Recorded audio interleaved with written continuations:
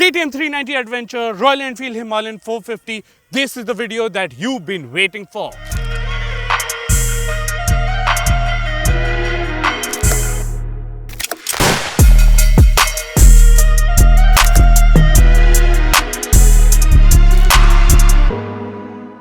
Now you guys would say that we are late to the party, and you are right, but we wanted to ride both the adventure motorcycles before doing this comparison, and we think that the X is the more correct rival for the Himalayan. So let's find out which is the better ADV.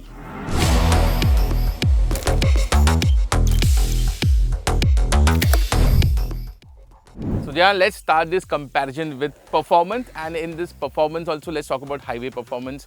Both the motorcycles kind of the same engine nature, both are liquid cooled, high revving engine, which is normal for a KTM but very uncommon for a Royal Enfield. In terms of performance, what's your take?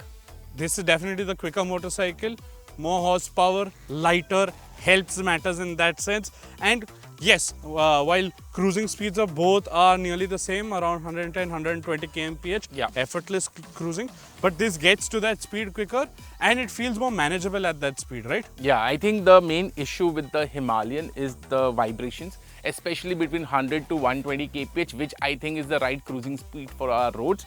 Over there, the KTM has the edge because at 6000 RPM, it sits at 100, and after that also, it feels much more calmer. The Himalayan on the other side, after say 130 kph, it calms down. But I think we have enough roads to do 130 kph. Exactly. I think that is the biggest problem with the Himalayan, because even though the engine is able to do the speed, the vibration just kind of is a kind of a bummer over there and kind of takes away the riding experience. But in terms of the performance of the KTM also, I think the tune is softer compared to the Adventure, right? No, so Adventure has two tunes, yes, off-road and street. And as you know, KTM likes to give full power in off-road mode, not in street. So I think they've carried forward the street tune onto this, and that's why it feels a little subdued as such, or little restrained. Hence, it's not shooting off and giving you that typical brappy KTM nature. Whereas there you still get that refreshed Royal Enfield flavor. It's not the most creamiest of engines, and I'm not the biggest fan of it. But yes, when it starts getting into the zone, that is a lovely, say, experience. But this is right there from the start. Yeah, but even though it is milder in tune, which I think is a bit disappointing, I think KTM should have given the right tune on the X, because come on man, you're KTM, you want that performance and that is kind of missing. But in terms of high speed stability of both these motorcycles, they do a very good job. There is no issues. I think the wind blast is better managed on the KTM because of the taller windscreen. On the Himalayan, it's not that bad. Just on the KTM, it's better. So I think in terms of the performance, on the highway, the KTM has the edge, right? Yeah, but only that one thing you need to remember, 14.5 litre fuel tank, 17 litre fuel tank. Oh yeah. Even though say fuel efficiency is more or less the same. I think the Himalayan will have slightly better fuel efficiency. Like see, it will we be got 25 on the standard Adventure when we did the 500 kilometer run. We got around 26. Yeah. So fuel efficiency not that different, but range. Yeah. That 2.5 liters extra will take you longer. But are you really going to ride that long is something that you will have to decide. But as such, highway performance, yes, this is better, but on that you'll be able to ride longer. So overall, the KTM has the edge when it comes to highway performance. But now let's move on to the city performance.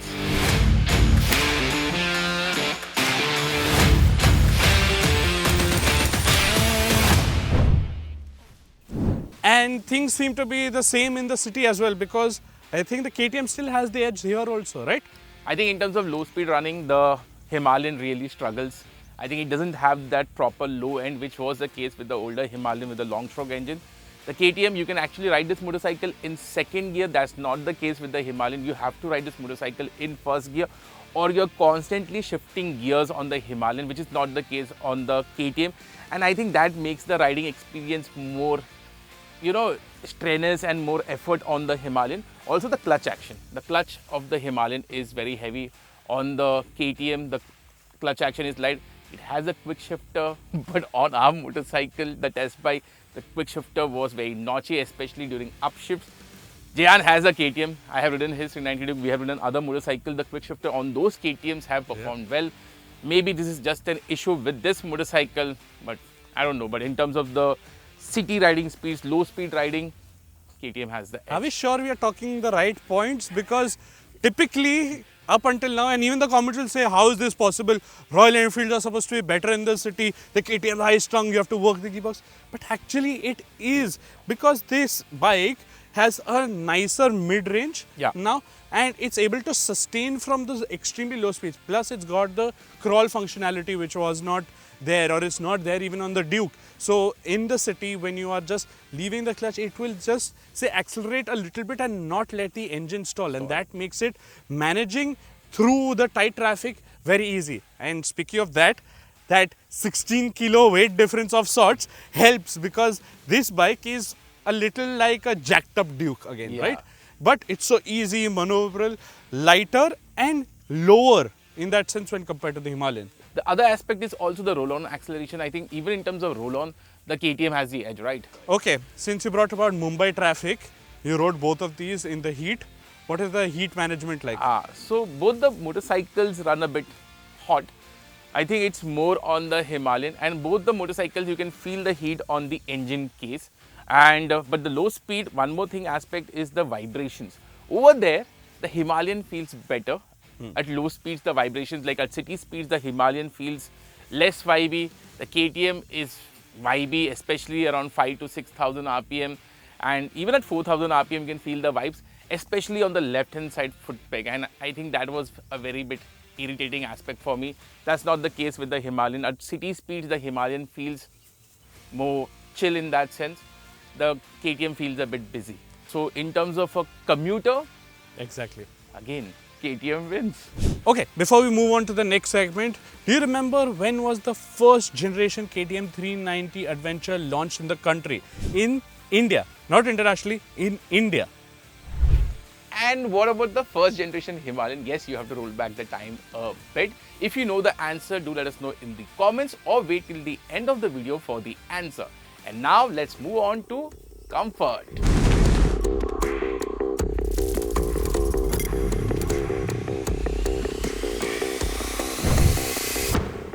So Jehan, before we talk about comfort, first thing is the ergonomics of the motorcycle. In terms of seat height, both are equally manageable in that sense? Or So both have 825 mm seat heights. That has the option to increase it to 845.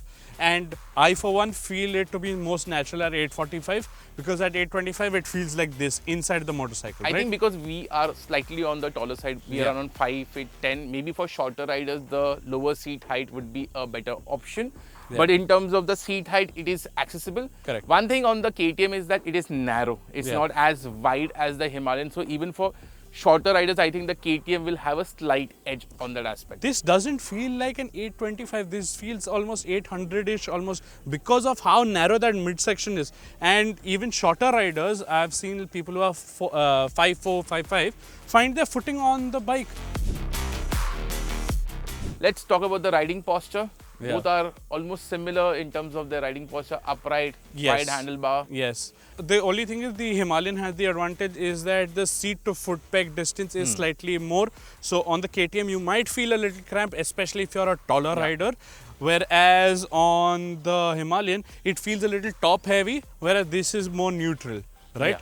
Again, the Himalayan seat is much bigger, wider, comfier. And in terms of touring, I think the Himalayan will have the edge. If you're doing long distance, say 500 kilometers to 800 kilometers in a day, the Himalayan will have the edge.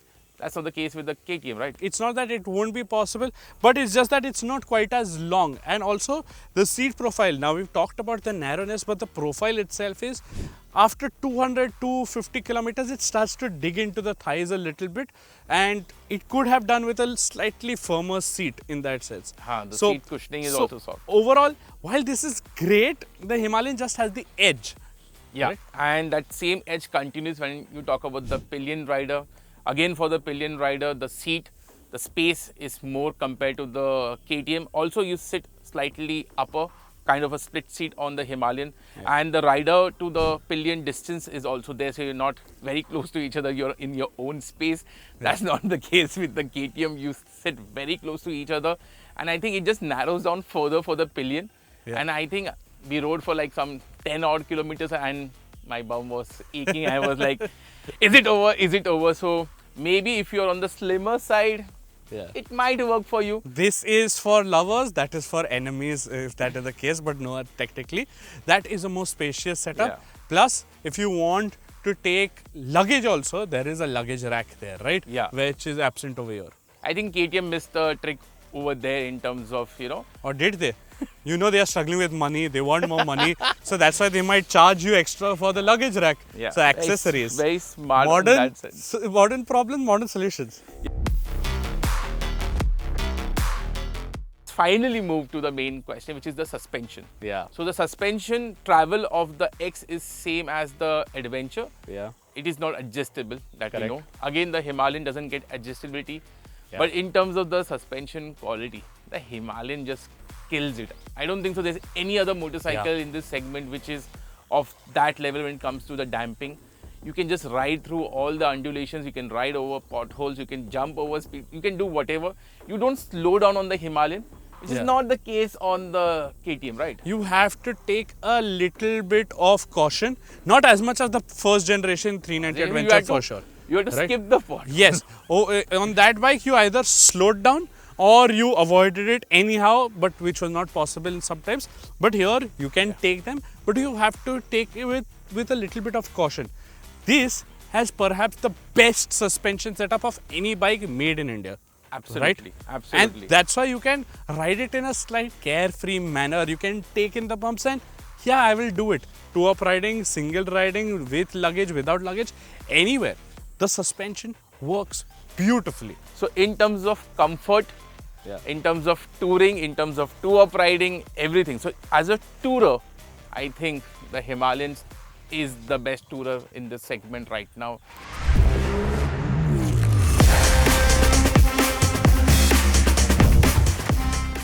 So Jehan, let's have some dirty talks. Not literally. Let's talk about some off-road riding, dirt riding. What's your take on the KTM X off-road riding? Let's get it clear. This is not a thoroughbred off-roader because there are compromises. Firstly, it's a 1917, not a 2117. Okay, alloy wheels are not going to play that much of a role here, but it's just that taking in obstacles will be a little more challenging than what you would expect from the standard bike. Okay. But still, having said that, engine manageability and the way how this bike is light, compact and narrow makes it easier off-roading than the Himalayan, because if I am going solo on say a trail, or not actually a trail but say off the beaten path and I need to get to a destination, this feels more maneuverable, and that crawl functionality which helped in the city helps here also as well. Whereas on the Himalayan, you need to have skills to extract the best potential out of that bike, and in case if you drop it, well then get these better ones and or have a friend, because these will still not do. Exactly. Staying hard does not help always. I think that's the biggest problem with the Himalayan is the weight of the motorcycle that always plays in your mind what will happen if you drop the motorcycle.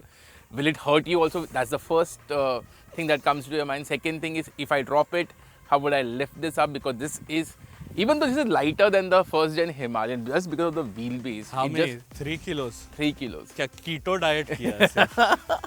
Whatever, but just it feels so much heavier to pick up this motorcycle. So that is one of the biggest Because problems. it's long. Very long. Starting with your journey with the off-road riding, I think the KTM 390 Adventure X makes more sense. Yes, it's not a hardcore off-roader, but for trail riding, both the motorcycles do a good job. If you have skill, the Himalayan is better. Yeah. But my main question is, how is the Himalayan compared to the stock KTM 3 Adventure, the off-road The standard version. The standard version, yeah. Again, let's get one thing clear. The standard Adventure is still not a dirt bike. Okay. But it's a far better trail ready motorcycle than the Himalayan can ever be.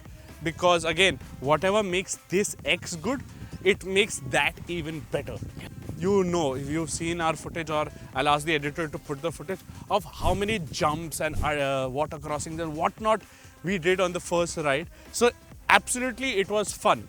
And if you are going to be utilizing, or if you are going to be going out there and doing off-roading, that is definitely the better bike than these two.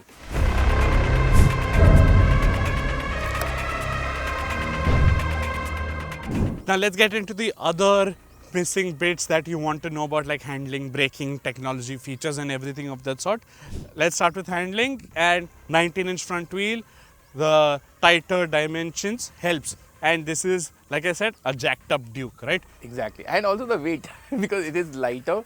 The KTM has the edge when it comes to handling. If you want to go fast cornering, it just feels more confident, inspiring, gives you more feel and feedback from the chassis to have fun on the KTM.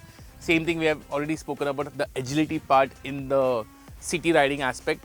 But the Himalayan is also no slouch. Even though this is a long motorcycle, it will surprise you with its handling dynamics. But I think the KTM has that edge. And again, the KTM DNA just comes through Correct. on the ADVX, right? Yeah, but the limiting factor here becomes the brakes, not the tires. Oh, Right? yeah. Because in their quest to make it more affordable, KTM has put in, or rather should I say, Bajaj has put in organic brake pads on this motorcycle, which rob you of that great stopping performance. Now, if I were to pick this bike, or if I were to purchase this bike, my first thing would be not even wait till the first service. I would go and get the sintered pads from the Adventure, standard Adventure, and fit it. Because that will be able to harness the entire potential of that engine better. There are two issues for me with this motorcycle when it comes to braking. First, as Jehan already mentioned in terms of the pads, the issue is there's no bite and there's no feedback. The second thing is the fork dive. Like, unlike the Himalayan, when you brake, there's not much fork dive on this motorcycle. On this, it is there. And because it is not adjustable, it is something that you'll have to live with it. But why did KTM go for the organic pad? Come on, yaar. Cost cutting karo, but there has to be some logic to it, na? I said no, they want money, they'll ask you to get the money. So, wait, paisa, modern problem, modern solution again. That's it. Anyways, I don't think so. That was a problem which needed a solution in the first point. Moving on, about the technology aspect of both these motorcycles, what's your take? Both get a TFT, that gets a bigger conventional unit. Yeah. This is a circular unit of the... Cleaner layout, much easier to read, know what data is where.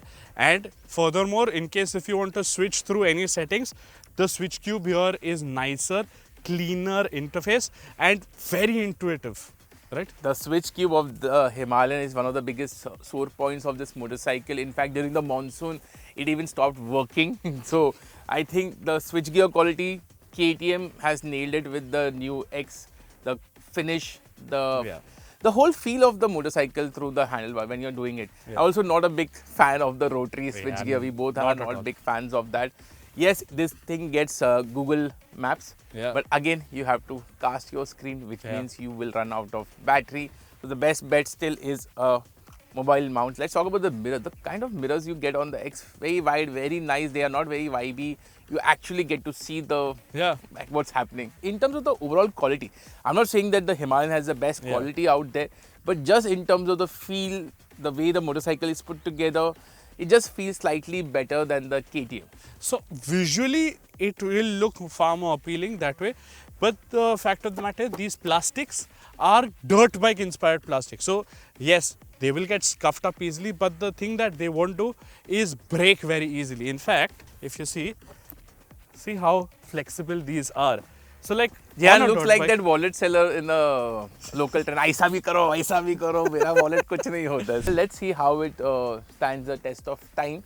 But overall, we have ridden the Himalayan. Yes, there were some stories of the chassis breaking and all that. Royal Enfield says it was just because of the aftermarket leg guard. What's the actual reality is something I don't know. On a test bike, I haven't faced any issue. So yeah, in terms of quality, it has stuck around. But there have been some discoloration, if you can see, on the switch gears, and even the one bolt has got rusting. So it has some, like, not perfect, but comparatively looks better in terms of quality. So other necessary nitty-gritty bits also we need to keep in mind is spare parts and maintenance. And that is where KTM is king, or rather should I say Bajaj is king, because spare parts and first service cost is absolutely dirt cheap on the KTM, right? I spent some 2000 rupees on my Duke for the first service, and most of it was the oil cost. So I don't expect the service cost to be high. And in fact, even the brake pads, I ran them out on my Duke, and those are those fancy radial caliper brake pads. So they cost around 2000 rupees for the front, roughly. But on this, I think it should be a little more affordable. Whereas we've heard that the spare part cost is very high and availability is not that easily. I have a few friends who own the Himalayan, and from what I've heard from them, the brake pads cost more than 7,000 rupees. These are not Brembo, these are Vibre. I don't know why Royal Enfield is charging so high. And as Jan mentioned before, spare parts is not easily available. There's a long waiting period for the tubeless spoke wheels, that we know for sure. Even the rear tire is costing over 10,000 rupees. Seat tires, not Metzeller's. I don't know why the Royal Enfield is now more expensive than a KTM. Like, I didn't see that coming. Yeah.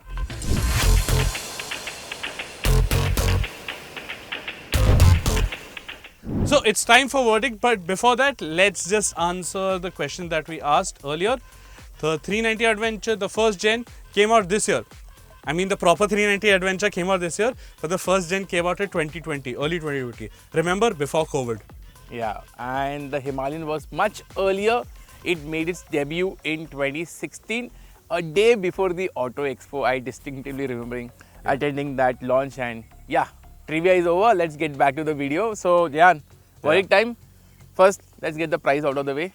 Close to it, very close, very similarly priced both motorcycles. 2.91 lakh, 2.85 to 2.98 lakh, depending on the color. But you are missing out the tubeless spoke wheels, so you have to add another 11,000 in case if you are buying it through MIY right from the start, or if you've already purchased this motorcycle and then you want to add to it around 12,500, 13,000 rupees more. So, sheer value perspective, the KTM 390X has the edge because again, no point of adding a tubeless spoke wheels and everything. I think KTM has done phenomenal pricing for the 390X, because when you think of the Adventure, that's what, around 60, 70,000 more than the X. The kind of kit, the kind of engine, the kind of stuff that you're getting on this motorcycle, and the difference between the two motorcycles isn't much apart from the suspension and a bit of electronic aids. And I think for that kind of stuff, the pricing difference is too high. So here's what KTM I think should have done.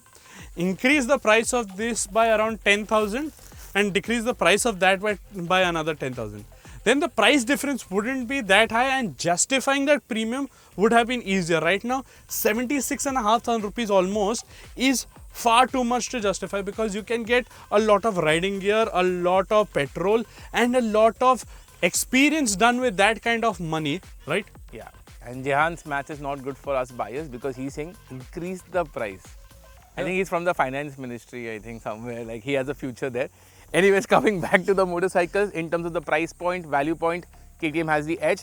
But as a motorcycle, I'll say that they are not very similar. They have their own character. We thought this will be much closer in that sense in terms of the rivalry. But that's not the case. The KTM has a distinct character. The Himalayan has a distinct character. I think even the use case of both these motorcycles is slightly different. Yeah. So, in case if I was looking for just a tourer, right?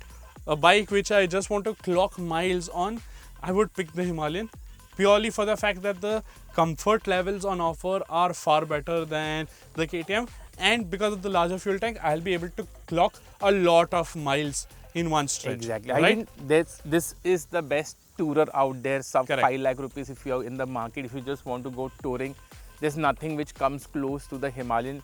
The KTM 390X on the other end is very different. I think it's more for someone who wants to do both the things. Like if you want to do commuting, if you want to do your weekend rides, if you want to have some fun on the twisties and a bit of trail riding, I think the KTM makes a better sense for that kind of rider. Yeah. So if you're that kind of rider, the KTM makes more sense. Yeah, as a one bike garage, this is the better one bike garage bike, right? Yeah, because I'll say that. You will be able to do a lot more, as you mentioned, and more so, it's going to be easier to manage on an everyday basis. And one more quirk of the Himalayan is the side stand, because the motorcycle leans so much. When I'm parking in like a public parking space, it almost takes like 1.5 parking. So I have to like plan my parking also, like how I'm positioning the motorcycle, because when I have to get on the motorcycle, again I have to lift the bike. But they've given you a main stand, no? Yeah. But I'm saying if you put the motorcycle on side stand, if you're on the shorter side, just picking up this motorcycle is a pain. Mr. Nadar, you have a vacant spot in your garage that needed an adventure motorcycle to be filled, and you've been waiting for a long time.